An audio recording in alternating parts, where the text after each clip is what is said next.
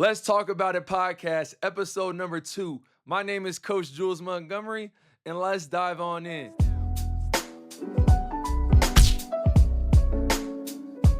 How to start a youth basketball organization, a topic I feel like I have a lot of knowledge and personal experience on.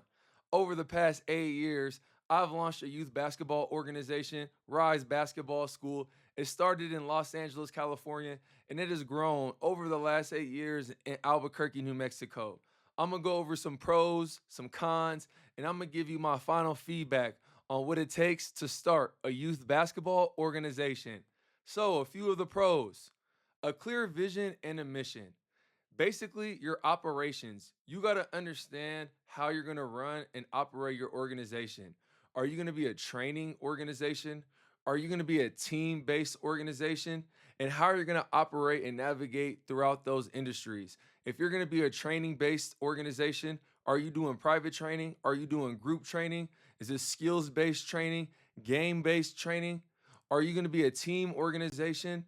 How often is your teams going to practice? What leagues are your teams going to play in? Are you going to host your own leagues, host your own tournaments? So you have to understand and have a clear vision and a mission on how you're going to operate your organization. Next, you have to secure gym space. So I can remember back to my very, very beginning days, the first days of Rise Basketball School, I needed to secure gym space. I was in Glendale, California. I was working at the Glendale YMCA. I didn't want to use that facility for my organization, so I went out to try to go rent gym space. I found a Pickup USA out in Irwindale. They had a gym rental fee. It was about $75 per hour. You had to have a minimum of, I think, 2 hours up front. So it was $150 for a 1 day, 2 hour session. I wanted to try out over a Saturday and a Sunday, a 2 day special. So I had to get 4 hours. So it was about $300. So I needed $300 to lock in 4 hours. I wasn't guaranteed that anybody was going to show up to my tryout. I wasn't guaranteed that I was going to lead any clients or have anybody there to make the $300 investment worth it. But I went out on a limb. I said, "Hey, I'm going to make this happen." So I rented the gym. I paid 300 up front. That secured my 4 hours in the gym, and then I went out and I marketed. And that's basically the next step, is building your teams. You got to market to some clients. You got to get your name out there. You got to get the word out there on what you're trying to do. So what did I do? I marketed to the Glendale YMCA participants that I felt were ready for competitive basketball. I passed out flyers. So mine was, I went online, created flyers, and I printed them out.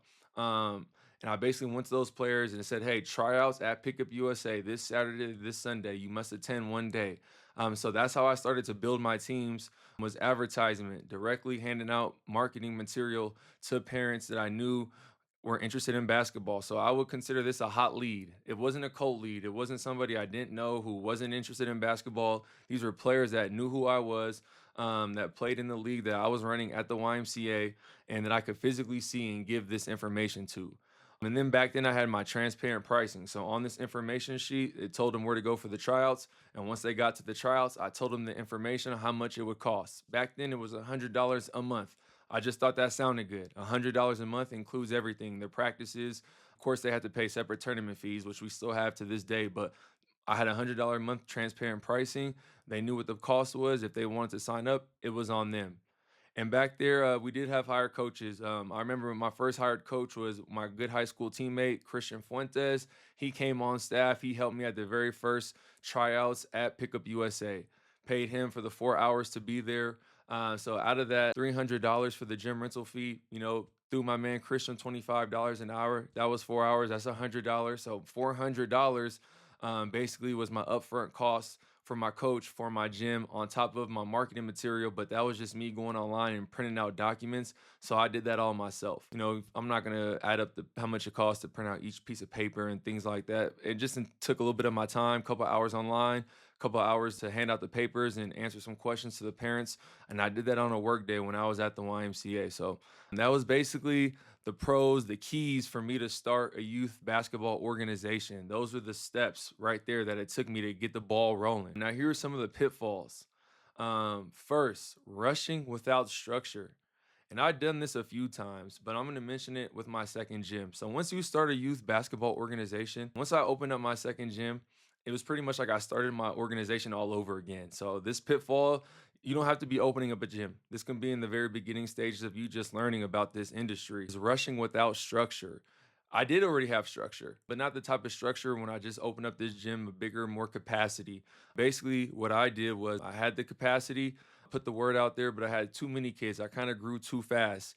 I didn't have the coaches, I didn't have the manpower ready, I didn't have the gym space necessary to fulfill all these players, to give them all a good experience. So this was a good and a bad thing. Got a lot of players. Yes, it was good. I was happy. I was excited. But the pitfall was I was rushing to get all these players, and I wasn't really ready when they got there how I was going to serve them.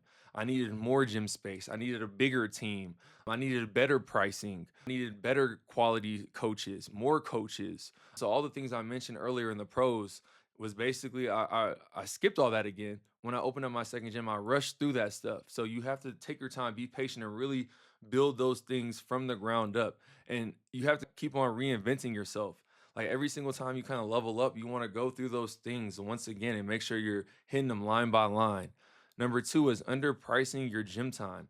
So two times I basically priced because I thought the number sounded cool. I thought $100 a month sounded cool, so I did the $100 a month, even though I didn't calculate how much it was going to cost to rent the gym, how much it was going to cost to pay my coaches, how much it was going to cost to enter tournaments, to pay for website hosting fees, and all the other stuff, admin, all the other stuff. Pay myself. I didn't understand. I just thought $100 a month sounded cool. Even in my second gym, my price was $108.24. I wanted to do $8.24 for Kobe. I opened my gym on 824. Kobe's my favorite player. You can see that above right there. So I did $108.24. It wasn't anything that had to do with the finances or how much things cost. And this is why I made the price, once again, a cool sounding price to me. So underpricing your gym, you got to be careful. You have to do the numbers, reverse engineer. If it's going to cost X amount of dollars for rent, X amount to pay your coaches, X amount for this, X amount for that. And then you need to pay yourself X amount. You need to re-engineer, reverse engineer, and get what that number is. And then that's kind of what you should be charging, not just because 800 $108.24 Kobe salute sounds good. No, so that was definitely something you guys can learn from. It was a pitfall I went through that you do not have to go through. Next, volunteer only coaching model. So basically, for me, I put buy-in question mark. I think having a volunteer coach, I mean, there's great volunteer coaches, don't get me wrong. Majority of them are dads or moms that want to coach their kids and they have a, good relationship with kids or they want to give back to kids. They know the game, they want to pass on their knowledge, their experience, and that's where you kind of see a lot of those volunteer coaches. However, they might just be there for their child or they might be there one game, things will go bad for their child or for them and they're gone the next. There's not a lot of buy-in when it comes to having volunteer coaches. So we really like the paid coach model here over at Rise. We think number one, you should be paying the coaches for their time, their effort, their energy. And that's what we do. All of our coaches have been paid since day one here at Rise Basketball School. And we think it has more of a commitment, more than a buy-in for everyone involved. We want parents to understand that the coaches are going to be dedicated, they're going to be there, they're going to show up because we feel like with true development, you need that chemistry, you need that consistency. So basically, that's why we went away from the volunteer only coach model. We see some leagues, the YMCA, county leagues, and things like that have that model. And it works a little bit for record ball, but I've learned and I've seen when I was with the YMCA dealing with volunteer coaches, they're just not reliable. As I said, you might find that diamond in the rough from here to there, but for the most part, the volunteer only coaching model, just be wary of that one. It works for some people, it didn't work for us. And then number four on the list, we have no calendar or parent communication. So you can't just be texting your parents. You can't just be saying, hey, show up here, show up there. For us, you have to invest in some software. We use Team Snap. Shout out Coach Brian Brown. He put me on a couple years ago. Team Snap, you can register players. You can have a parent group team chat. You can have a schedule. You can have all that stuff. So basically, you need a calendar and you need parent communication. If that's all through text message and you have a text message thread with 50 parents and you have to text each one of them, or you have just a text message group thread, it just gets confusing. It gets a lot of unnecessary work. You can streamline it all with software in 2025. So make it easy for yourself. Get some software that works for you. As I said, I use TeamSnap and it works. Costs money, but it works. Good return on my investment. And here's the bottom line, everyone. If this is the first 90 days and you're looking to start a youth basketball organization, you have to have a vision. You have to know how you're going to operate. And over the years, definitely the operations have changed. They have morphed. They have started this way and they went another direction. It started with private training and led to teams for me.